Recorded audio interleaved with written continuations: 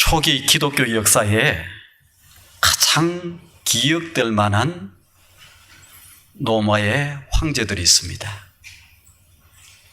우리가 잘 알고 있는 네로 황제, 기독교와 뗄래야 뗄 수 없는 그러한 황제입니다. 도미시안 황제도 그렇습니다. 도미시안 황제는 네로가 죽었다가 다시 살아난 그러한 네로의 화신이다 할 정도로 네로의 모습을 네로의 행동을 꼭 닮았습니다. 마르쿠스 아우렐리우스 황제도 기독교와 뗄래야 뗄 수 없는 황제입니다. 이 황제들은 무엇 때문에 기독교와 뗄래야 뗄 수 없는 그런 황제들인가? 기독교를 박해를 많이 했습니다. 네로 황제, 이 황제는 나라에 문제가 있고 좀 좋지 않는 일만 일어나면은 이걸 갖다가 기독교인들에게 뒤집어 씌웠어요. 자기가 잘 못해놓고도 문제가 생기면은 기독교인들에게 이렇게 뒤집어 씌웠습니다. 그리고 많은 박해를 가했어요. 얼마나 많은 기독교인들을 죽였는지 모릅니다. 도미시안 황제도 똑같아요. 그로부터 한 20몇 년 후에 이 황제가 나중에 이어받았는데 이 황제도 얼마나 기독교를 박해했는지 모릅니다. 마르쿠스 아우렐리우스 이 황제도 얼마나 박해했는지 처음에는 우호적이었어요. 그러다가 옆에서 있는 사람들이 자꾸 부추기는 겁니다. 저것들이 문제다 이렇게 하니까 기독교인들을 박해를 시작하는 거예요. 우리가 잘 알고 있는 서문학교에, 이 교회도 나옵니다만은 오늘 본문에도 이 서문학교의 감독이었던 폴리갑이라고 하는 분은 역사 이래로 계속해서 많은 사람들에게 알려지고 있습니다. 너무너무 훌륭한 그러한 감독이었어요. 교회 지도자였습니다. 교인들뿐만 아니라 교회를 다니지 않는 많은 사람들도 다 존경하는 그러한 인격자였어요. 너무 훌륭한 분이었습니다. 그런데 이 마르쿠스 아우렐리우스 이 황제 때 그가 죽게 됩니다. 그를 많이 존경했던 사람들, 또 심지어 형을 집행하려고 하는 사람들조차도 감독님, 이 많은 사람들이 보는 데서 나는 내 주님은 가이사가 주님입니다. 시즈가 주님입니다. 예수가 주님이 아닙니다. 이렇게 고백 한 번만 하시라. 그러면 우리가 살려주겠고 그 다음에 이 기회만 잠깐 넘어가고 나면 당신은 살 수 있고 교회도 지킬 수가 있습니다. 그때 이 폴리갑이 이렇게 얘기를 하는 거예요. 내 주님 예수는 86년 동안 단 한 번도 나를 우습게 대한 적이 없습니다. 단 한 번도 나에게 좋지 않게 대한 적이 한 번도 없습니다. 내가 내 한 목숨 살려고 나에게 86년 동안이나 나를 지키시고 인도하시고 보호하시고 나를 선한 길로 아름다운 길로 존귀하게 이렇게 만들어줬던 그 주님을 배신할 수가 없습니다. 자, 여러분들이 한번 초대교회의 상황 가운데 한번 돌아가 보십시다. 이 로마의 황제들, 네로 황제도 도미시안 황제도 마르쿠스 아우렐리우스 이 황제도 다 이들이 주로 뭘 강요를 했느냐? 황제 숭배 사상을 강요를 했어요. 무슨 얘기냐? 황제는 곧 로마를 지키는 신과 같은 존재다. 그렇기 때문에 이 황제를 숭배해야 되고 황제는 곧 이 시즈는 곧 누구냐? 주님이다. 이렇게 고백을 해라. 그러면 여러분들은 살게 될 것이고 그렇지 못하면은 그걸 반대하면 어떻게? 너희들은 죽음을 죽게 될 것이다. 자, 여러분들 앞에 이런 상황이 다가왔어요. 여러분들은 어느 쪽입니까? 솔직하게 자기 자신 한번 물어보세요. 초대 기독교인들은 어떻게 고백했느냐? 가이사가 당신의 주님입니다. 시즈가 당신의 주님입니다. 네, 이렇게 고백하라고 그러면 아닙니다. 나의 주님은 예수 그리스도입니다. 이렇게 고백을 했어요. 그래서 그것 때문에 어떻게 됐냐? 형장의 이슬로, 원형 경기장의 짐승들의 사자의 밥으로 어쩔 때는 톱으로 켜서 죽이기도 하고, 어쩔 때는 불에 태워서 죽이기도 하고, 이렇게 죽였어. 자, 여러분에게 이런 상황이 다가왔다. 그러면 어느 쪽입니까? 시즌은 나의 주님입니다, 그렇게 고백할 것입니까? 아닙니다. 나의 주님은 예수 그리스도입니다, 이렇게 고백하겠습니까?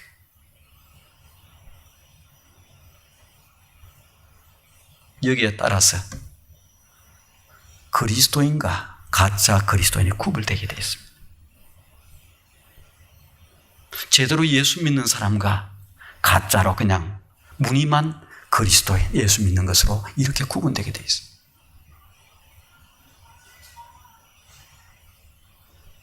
폴리갑은 86년 동안 단 한 번도 하나님이 내가 너를 모른다, 그렇게 한 적이 없습니다, 주님. 그래서 나는 내 주님 예수 그리스도를 나의 주님이라고 이렇게 고백하겠습니다.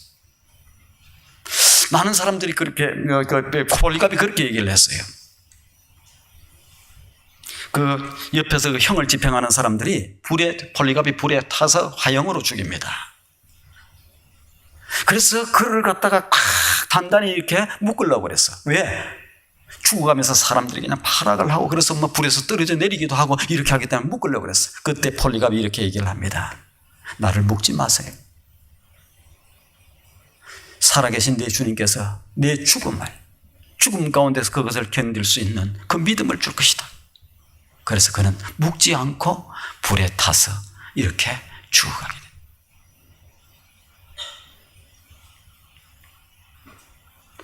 여러분 자신에게 꼭 물으시길 바랍니다. 그런 상황과 그런 밖의 상황이 왔을 때 나는 시즌은 나의 주님이 아닙니다, 나의 주님은 예수 그리스도가 나의 주님입니다, 이렇게 고백할 수 있는 여러분들이 되기를 바랍니다. 그게 그리스도인이에요. 기독교는 그런 그리스도인들을 통해서, 그들 그리스도인들의 순교를 통해서, 그 피 흘린 역사를 통해서 오늘 기독교가 이렇게 내려온 거예요. 요리 피해 다니고 조리 피해 다니고 뭐 이렇게 하는 그런 사람들을 통해서 오늘 교회가 이렇게 온 게 아닙니다. 그렇게 밖에 있던 로마도 없어지고 그 밖에 있던 그 황제들도 다 죽어서 없어졌지만은 오늘 교회는 존재하고 있는 거예요. 더 많이 온 세계를 향해서 이 복음이 전파되어서 교회가 존재하고 있는 겁니다.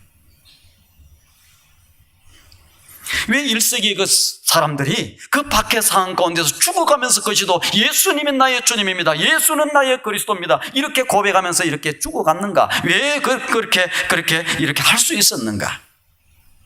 그것의 가장 중요한 이유는 살아계신 주님에 대한 확신 때문입니다. 살아계신 주님에 대한 확신 때문입니다. 여러분에게 물어보겠습니다. 자, 예수 그리스도가 살아계십니까? 죽었습니까? 죽었다가 다시 살아나십니다. 잘 아시길 바랍니다. 우리는 죽은 하나님을 믿는 그러한 종교가 아니에요. 오늘도 살아서 역사하시고 살아계시는 그 주님을 믿는 그러한 교회입니다. 그러한 종교.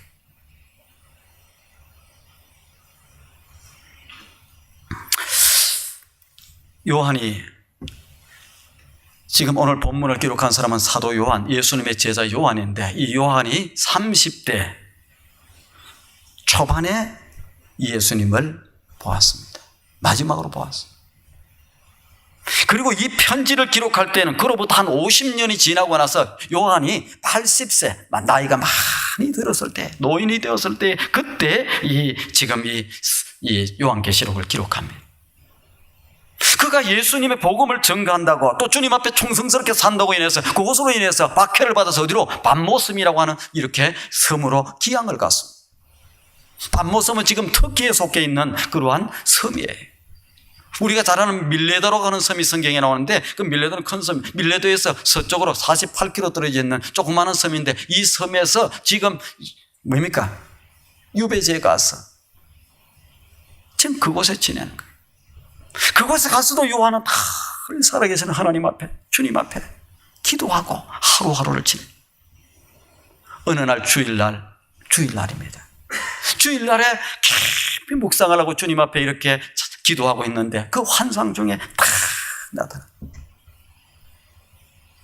환상 중에 요한에게 나타나서 보여줬던 모습이 오늘 13절부터 17절, 18절 말씀에 쭉 주님의 모습을 보여줘요.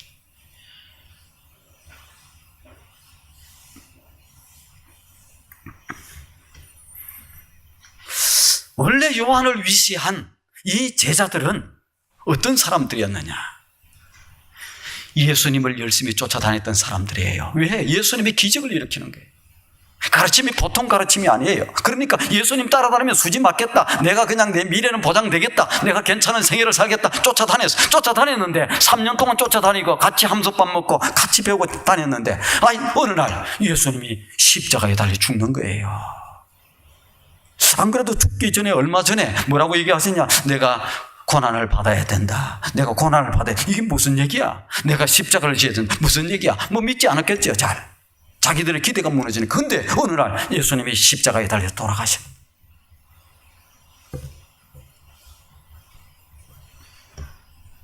제자들의 실망은 보통 실망이 아니었습니다. 이분을 쫓아다녀야 되는데, 그래 이분이 딱 높은 자리에 올라가고 역사를 이룰 때에 딱 한 자리 차지해야 되는데 이분이 어느 날 갑자기 돌아가시는 거예요. 그러니까 실망이 이만저만이 아니었어.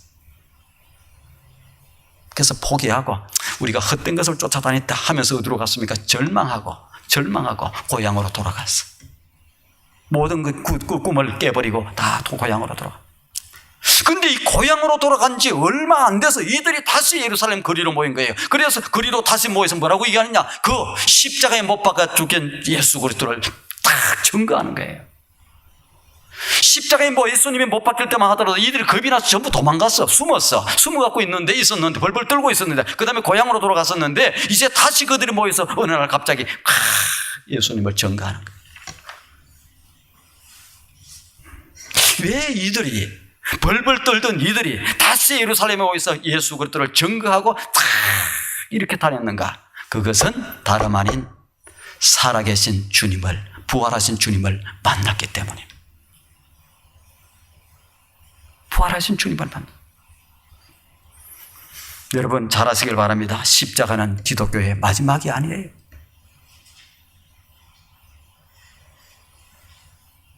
부활의 시작이었습니다. 주님은 죽음을 이기시고 부활하셨고 무덤의 근세를 깨뜨리고 다시 살아나셨어요. 그렇기 때문에 그들이 믿었던 그 어려운 가운데서, 그 도망가던 가운데서, 그 자포자기한 가운데서 다시 모여서 힘을 얻었던 것은 그들은 부활의 주님을 만났기 때문에, 다시 살아나신 주님을 만났기 때문에 그렇습니다. 잘 아시길 바랍니다. 우리 기독교는, 또 여러분과 저는 죽으신 하나님을 믿는 종교가 아닙니다. 살아계신 하나님을 믿는 종교입니다.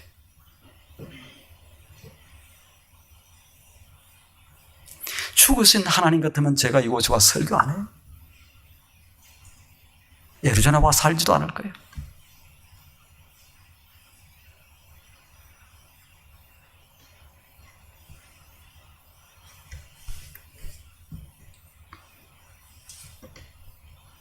살아계신 하나님, 죽음의 문제를 정복하시고 살아계신 하나님, 그 하나님을 믿는 그러한 것이 기독교인들입니다.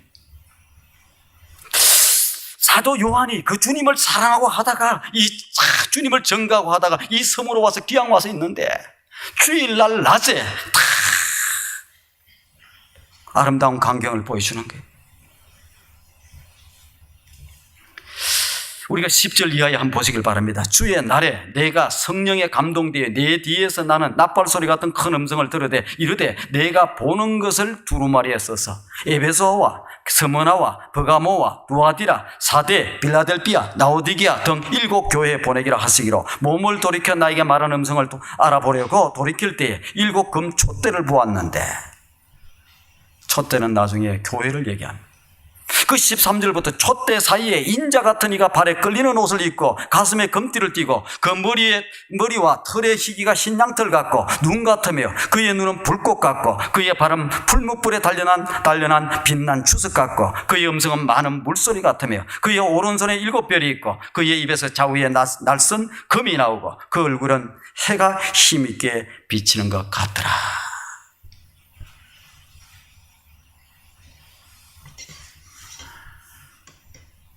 사도 요한이 이곳에서 성령의 음성 가운데서 뒤로 돌아와서 본 것은 무엇을 얘기하느냐? 그 메시지의 초점은 무엇을 얘기하느냐? 주님은 지금도 살아 계신다는 얘기입니다. 주님이 살아 계셔서 교회 사이를 다니신다. 오늘 본문의 가장 중요한 구절이 18절인데 17절, 18절 말씀을 보면은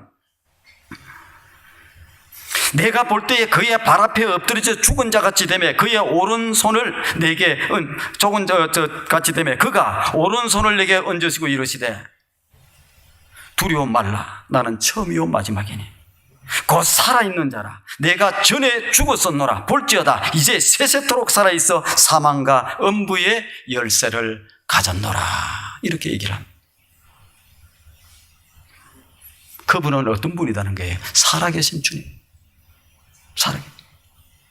세세토록 살아계시면서 지금도 살아계신 1세기에 그때 당시에 기독교가 박해를 당하고 온갖 고난을 다 당하고 있는 이런 상황 가운데 있었습니다. 아주 힘든 상황 가운데 있었어요.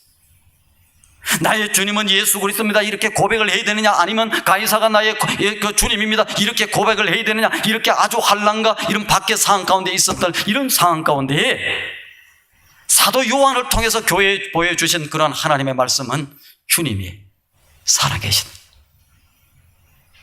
주님이 살아계신, 주님이 살아계신. 여러분, 이 시대를 살아가면서 지금 어려운 가운데 처해 있는 사람이 있습니까? 고통과 혼란 가운데 있는 사람들이 있습니까? 역경과 말할 수 없는 순간에 이렇게 처해 있는 사람들이 있습니까? 의를 위해서 지금 고난당하면서 괴로움을 욕을 얻어먹고 사는 사람이 있습니까? 우리가 믿는 주님은 오늘도 이 순간도 여러분 가운데서 살아계십니다. 살아계신다고 하는 것은 뭐 한다는 거예요? 우리와 함께 하실 수 있다, 우리를 도우실 수 있다.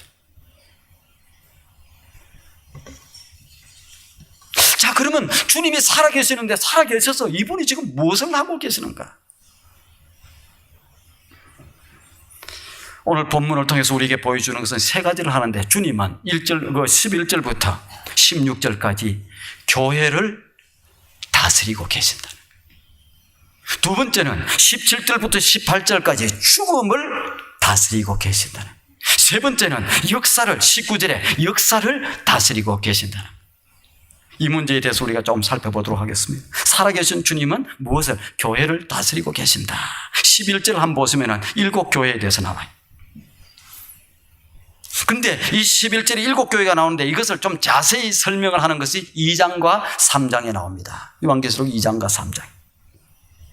그러면 소아시아 시대에, 이 초기 기독교 시대에 교회가 이 소아시아 시대에는 7개밖에 없었느냐? 아니에요. 7개 말고도 많이 있었어요. 근데 왜 7개 교회만 편지를 써서 보내라고 그랬느냐? 아마도 이들 교회는 모든 시대와 모든 장소에 존재하는 모든 교회들의 형편을 대표하는 그러한 교회라고 주님이 판단하셨기 때문 같습니다.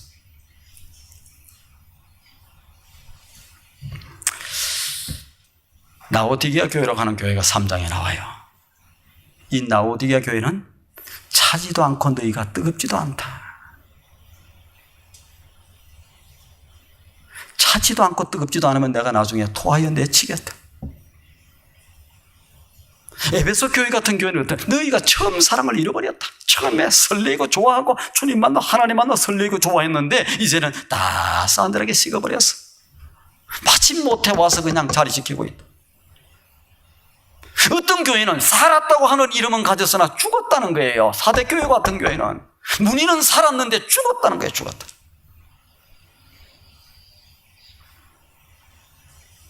여러분들이 요한계시록 2장 3장을 한번 읽어보세요. 읽어보시면서 여러분이 어디에 속해 있는지, 첫사랑을 잃어버리고 사람들에게 식어 있는지, 그 다음에 처지도 뜨겁지도 않고 있는지, 살았다고 하는 이름은 가졌으나 죽어 있는지.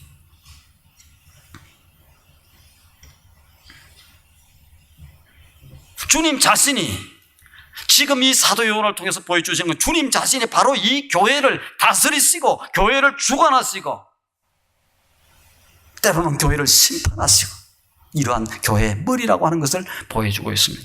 12절에 제 첫 절에 보면 12절에 보면 그런 얘기하고 있어요. 몸을 돌이켜 나에게 말하는 음성을 알아보려고 돌이킬 때에 7 금촛대를 보았다. 금촛대. 촛대는 무엇을 얘기하는가? 교회를 얘기합니다. 20절에 얘기하고 있습니다. 근데 왜 금촛대? 왜 하필이면 교회가 7 금촛대를 상징하는 것이 되는가? 촛대라고 하는 것은 빛을 발하는 것.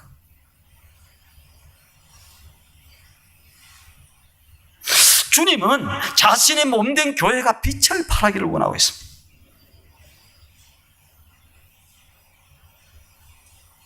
교회는 빛을 드러내야 되는 거예요. 빛을. 어둠을 드러내는 것이 아니고 빛을 드러내. 그래서 가는 길을 밝히 보이죠. 어떻게 사는 것이 승리하는 길인지, 어떻게 사는 것이 참답게 사는 것, 어떻게 사는 것이 세상을 살리면서 사는 길인지, 이 길을 보여주는 것이 뭐냐? 이게 교회의 역할.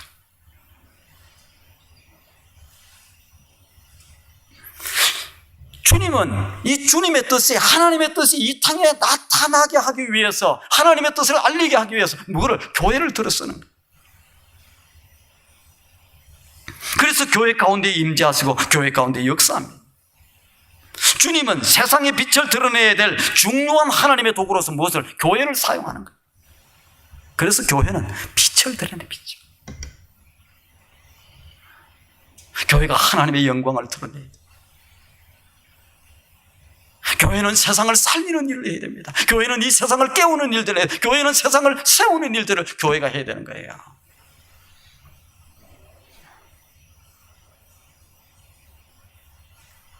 어떻게 하는 것이 사는 길인지. 지금 우리가 500가 전도 축제를 하는데 뭘 합니까? 세상을 살리고 세우는 역할을 합니다. 여러분, 이렇게 하면 생명이 살아납니다. 이렇게 하면 그 생명이 살 수가 있습니다. 여러분들은 이렇게 하면 존귀한 인생이 될 수 있습니다. 여러분들은 이렇게 하면 승리하는 인생이 될 수 있습니다. 이 빛을 발해야 되는 것이 뭐냐? 이게 교회가 하는 거예요.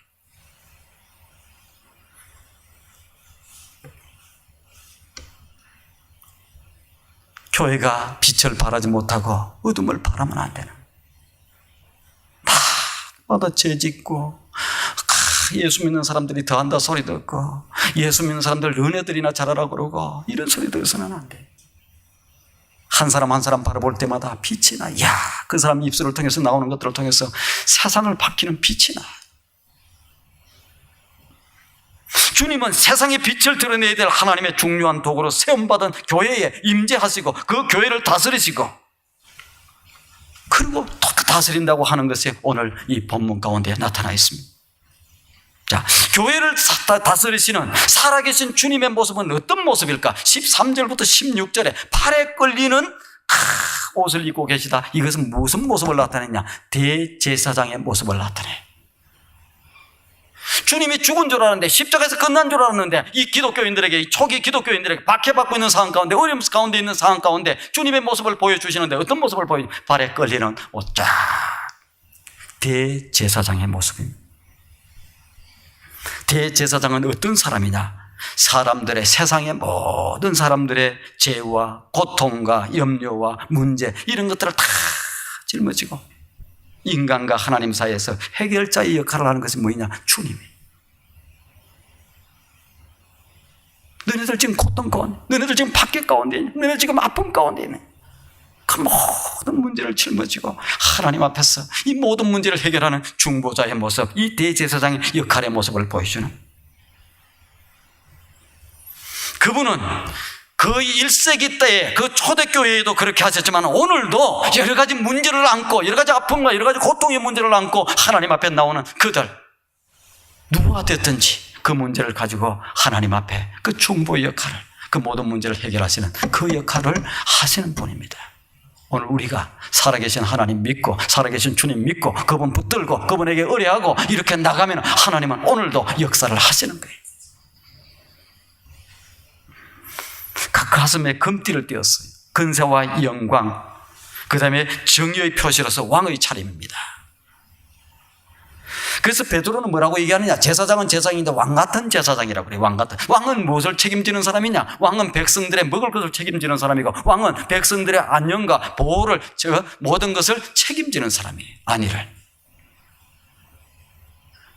왕이 그런 역할을 하고 왕을 세운 거예요. 백성들 착취하고 그냥 못 살게 힘들게 이렇게 하고 해가지고 자기 그냥 왕 하나만을 이렇게 잘 떠받들라고 하는 것이 왕이 아닙니다. 그런데 이 주님의 모습은 뭡니까? 가슴에 금띠는 왕의 차림. 백성들의 모든 문제를 책임지시는 분이시다. 세 번째, 흰 양털 같고 눈 같은 머리는 무엇이냐? 흰 눈과 같은 머리는 무엇을? 예수 그리스도의 무죄성, 성결성, 거룩함을 나타내는 거예요. 살아계신 주님은 거룩하신 분이고 죄가 없는 분이고 이런 분이시다는 거예요. 불꽃 같은 눈, 14절에 그분은 나를 꿰뚫어 보십니다. 그분은 모든 것을 아시는 분이십니다. 그분 앞에 아무것도 숨길 것이 없어요. 여러분, 살아계신 주님을, 하나님을 속이려고 생각하면 안 됩니다. 그분은 선한 사람의 선한 행동을 다 알고 계세요. 악한 사람의 악한 행동까지 다 알고 계세요. 아무도 모르는 가운데 숨어서 죄 짓는 그 모든 것까지 다 알고 계시는 분. 그분은 참으로 공의로우시고 전지하신 그러한 주님의 모습. 또 15절에 풀무에 단련된 주석 같은 발, 원수를 짓밟는 발이에요. 승리자의 발의 모습입니다. 풀무불에 단련된 것 같은 그만큼 견고한 승리의 발을 얘기합니다. 사도 요한이 계시를 받을 당시에 네로가 승리자고 도미시안이 승리자고 동아의 황제가 그 권력들이 다 승리자인 것 같았지만은, 그리고 그리스도인들은 전부 패배자처럼 보였지만은, 이때 주님은 승리자의 이미지로 그것들이 아무리 까불고 아무리 승리자로 너네들 박해하고 할지라도 최종 승리자는 누구냐? 내가 승리자다. 내가 승리. 많은 물소리 같은 음성이 나옵니다. 권세 있는 하나님의 말씀을 얘기합니다. 불가항력적인 권위를 나타냅니다. 세계를 장악하시고 세계를 향한 하나님의 권능의 말씀을 나타내고 있습니다. 16절에 오른손에 7배를 가지고 계시는데, 오른손은 권능의 손을 얘기합니다. 권능의 손. 도미시안 황제가 아무리 교회를 흔들어도, 네로 황제가 아무리 교회를 흔들어도, 세상이 아무리 교회를 경멸해도 주님은 아직도 자신의 능력의 손 안에 당신의 교회를 딱 붙들고 계신다는 거예요. 16절에 그 입가의 좌우의 날성금은 세상을 심판할 심판권으로서의 주님의 모습을 나타냅니다. 16절에 해가 힘있게 비치는 것 같은 얼굴은 그분의 위엄, 그분의 영광의 얼굴을 나타냅니다. 그분의 영광, 그분의 빛 앞에 아무도 설 자리가 없습니다. 이 완전한 영광을 한번 우리는 생각해 보시길 바랍니다. 이 놀라운 주님이, 이 영광스러운 주님이 지금 살아계셔서 교회를 다스리고 있다는 거예요. 교회를 책임지고 있다는 거예요. 교회를 그 능력의 팔로 붙들고 있다는 거예요. 그 당시에 교회는 약해 보였어요. 날마다 얻어맞았어. 지배자들의 궁전은 대단했습니다. 황제의 숭배하던 전당은 대단했어요. 그 당시에 신전은 대단했어요. 그런데 교회는 초라해 보였어요. 그러나 저들이 초대 1세기에 초기에 교인들이, 그리스도인들이 용기 백배 할 수 있던 것은 바로 이 영광의 주님, 이 위엄과 권세의 주님께서 이 찬란한 모습으로 살아계셔서 오늘도 교회 사이를 다니시고 다스리시고 이렇게 계신다는 것 때문에 그들은 용기 백배했어요.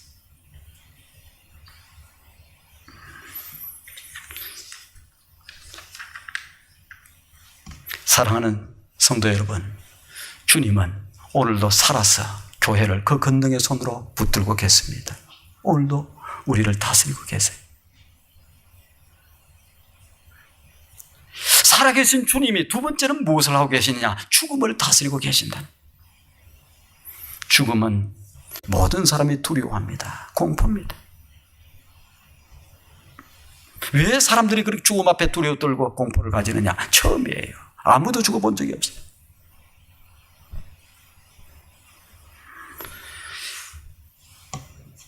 죽음 앞에 떨지 않는 사람들이 없어요. 그러나 주님이 죽음을 다스린다는, 왜? 주님은 죽어보셨어요. 그리고 다시 사셨습니다. 단순히 죽으신 것뿐만 아니라 이 주님이 죽음의 근세를 깨뜨리고 죽음을 정복하고 다시 사셨어요. 기독교는 무덤의 종교, 죽음의 종교가 아닙니다. 만약에 기독교가 예수 그리스도의 십자가 사건, 죽음으로 끝났다고 하면 오늘 기독교가 없어요. 그 죽음을 정복하고 죽음을 깨뜨리고 다시 사신 주님 때문에 교회가 이렇게 생겨지게 되었습니다. 그리고 그분은 사망과 음부의 열쇠를 가지고 계신다. 죽음 앞에 서서 두 종류의 사람들이 있습니다. 한 사람들은 벌벌 떨어요. 오늘도 떱니다. 그러나 떨지 않는 사람들이 있습니다. 어떤 사람들도 떨지 않아요. 예수 잘 믿는 믿음의 사람들이에요. 왜? 그분은 주님이 죽음의 문제를 깨뜨리고 무덤을 깨뜨리고 다시 살아나셨고 죽음을 정복하고 죽음을 다스리고 사신다고 하는 것을 알기 때문에 우리 예수 믿는 사람들은 죽음 앞에서 두려워서 떨지 않습니다. 초기 1세기에 이 기독교인들도 떨지 않았어요. 당당히 죽었어요. 한 무명 성도가 있었어요. 이름 없는 성도가 한 사람이 있었습니다. 그 사람이 원형 경기장에서 죽음을 향해 걸어 들어갑니다. 왜? 예수 믿는 것 때문에. 예수님이 자기 주님이라고 얘기한 것 때문에 원형 경기장에서 이제 죽음을 향해서 걸어가고 있어요. 이때 줄리안 황제가 묻습니다. 야, 너는 죽음이 두렵지 않니? 죽음 두렵지 않습니다. 모든 세상의 사람들은 전부 다 죽음을 두려워하는데 너는 죽음이 두렵지 않니? 두렵지 않습니다. 어째서 죽음이 두렵지 않느냐? 나의 주님이 살아계시기에. 나의 주님이 살아계. 그러니까 줄리안 황제가 비웃으면서 내 주님이 살아있다고? 그러면은 지금 그 나사렛 예수는 지금 무엇을 하고 있다냐? 이렇게 하면서 농담처럼 물었어요. 그때에 이 무명의 그리스도인이 줄리안 황제에게 이렇게 선포하듯이 얘기합니다. 폐하, 내 주님 나사렛 예수께서는 지금 폐하와 같은 사람을 이렇게 위하여 관을 짜고 있습니다. 썸칫해서.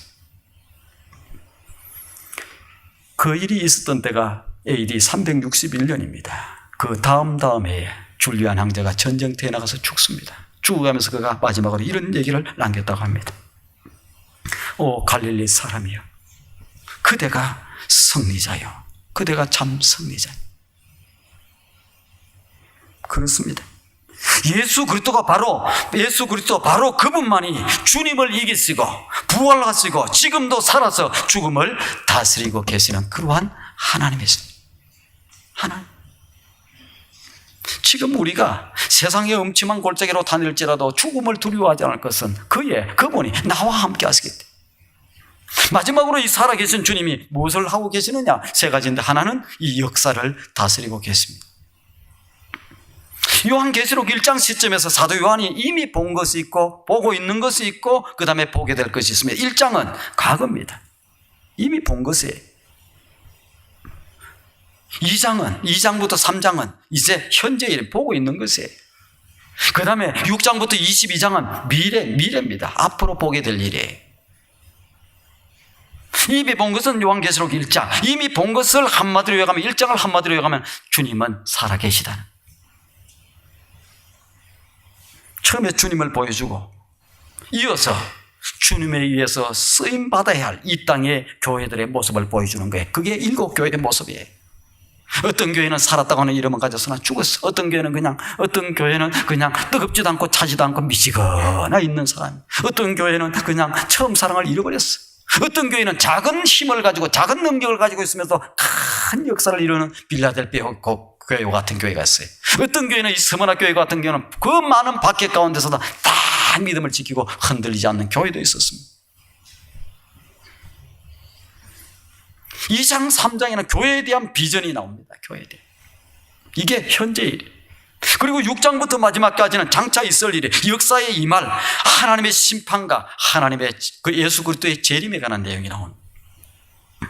주님은 역사를 아시고 역사의 주인 되시고 역사를 다스리시고 역사의 소망 되시는 분입니다. 자, 한번 여러분 가만히 생각해 보시길 바랍니다. 이 세상의 역사에 소망이 어디가 있습니까? 아무 데도 없습니다. 오직 예수 그리스도, 교회, 이것밖에 소망이 없어요.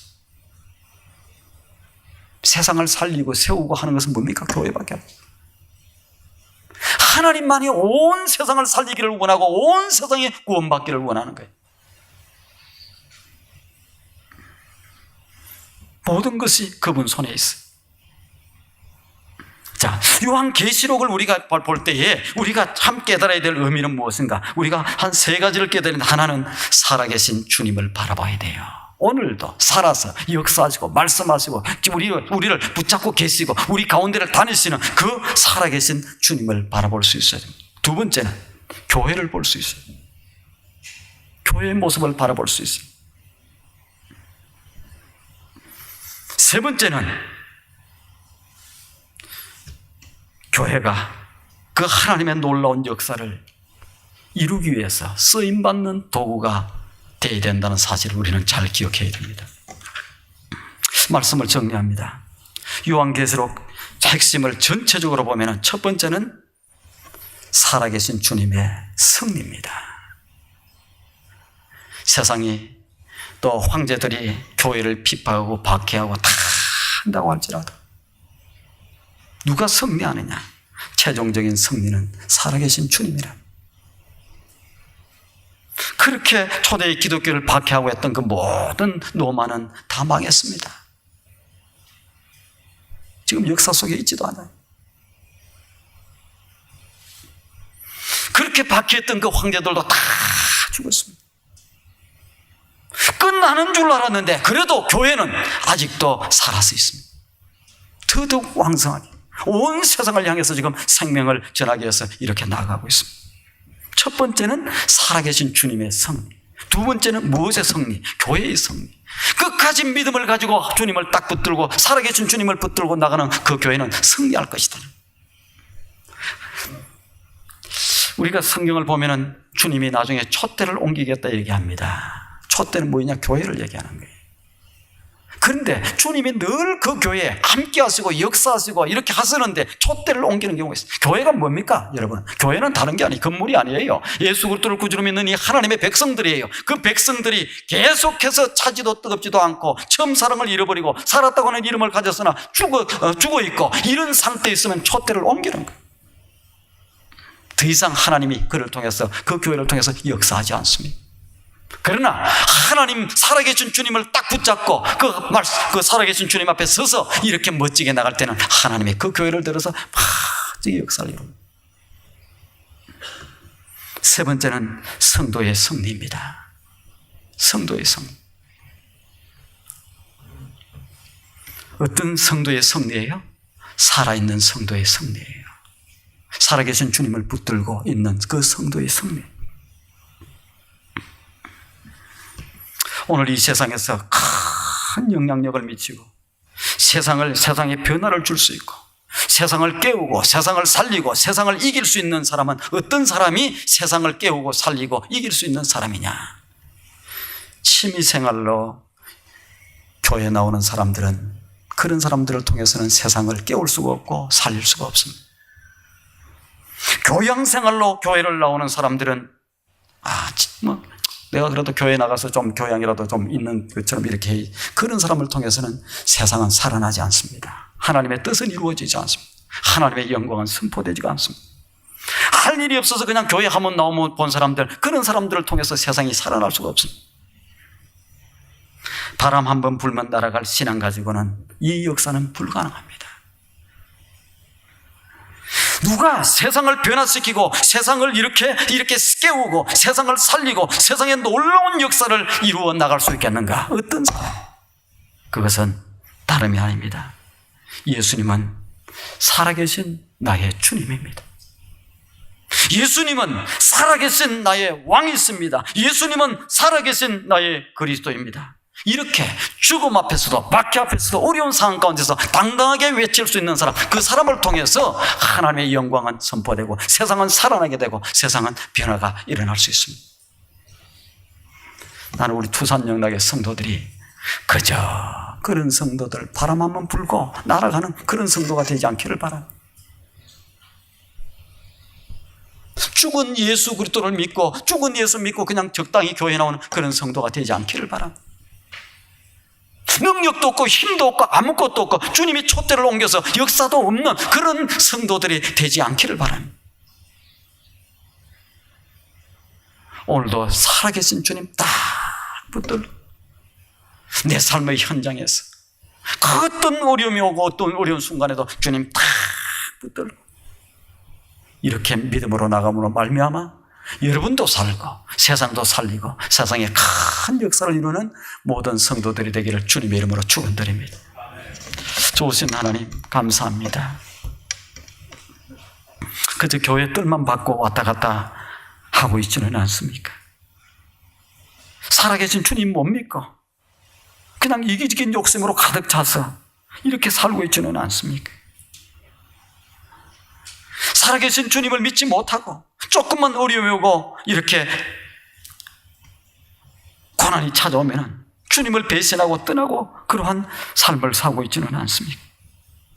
살아계신 주님을 믿지 못해서 하나님의 음성이 들리지 못하고 하나님을 바라보지 못하고 살고 있는 우리의 모습은 아닙니까? 하나님, 우리 투산영락교를 사랑해 주시고 우리 성도들을 사랑해 주시고 우리 믿음의 사람들을 하나님께서 잘 사랑해 주셨어. 우리의 영의 눈이 열려서 살아계신 주님을 바라보게 하시고 우리의 영의 귀가 열려서 살아계신 하나님의 음성이 들리게 하시고 우리의 모든 것들이 열려서 살아계신 주님을 바라볼 수 있는 우리 투산영락의 성도들이 될 수 있도록 주님 도우시고 어떠한 박해와 환난 가운데서 어떠한 고통 고난 가운데서도 꼭 굳건히 믿음을 지키고 당당히 나갔던 그 1세기의 그리스도인들처럼 믿음의 태장부로 이렇게 멋지게 달려나갔던 그 사람들처럼 오늘 투산영락교회 우리 모든 성도들이 그러한 믿음의 사람들, 그러한 살아계신 주님을 믿고 그 주님 붙들고 힘차게 나가는 우리 모든 성도들이 될 수 있도록 역사해 주시고 우리 교회가 이 역사 속에 그렇게 아름답게 멋지게 쓰이는 교회가 될 수 있도록 역사해 주시옵소서. 예수님의 거룩하신 이름으로 기도드리옵나이다.